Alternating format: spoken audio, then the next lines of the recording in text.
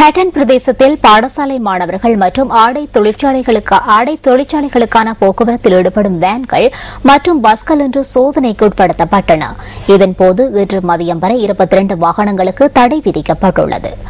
மத்திய மாகாண பயணிகள் போக்குவரத்து அதிகார சபையின் பரிசோதகர் மற்றும் நுவரெலியா மாவட்ட மோட்டார் வாகன பரிசோதகர் ஆகியோரின் தலைமையில் இந்த சோதனை நடவடிக்கைகள் முன்னெடுக்கப்பட்டன.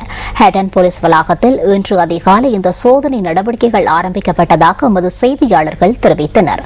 சோதனைக்கு உட்படுத்தப்பட்ட சில வாகனங்களில் காணப்படும் குறைபாடுகளை திருத்திக் கொள்ள 14 நாட்கள் நிவாரண காலம் ஒன்று இதன்போது வழங்கப்பட்டது.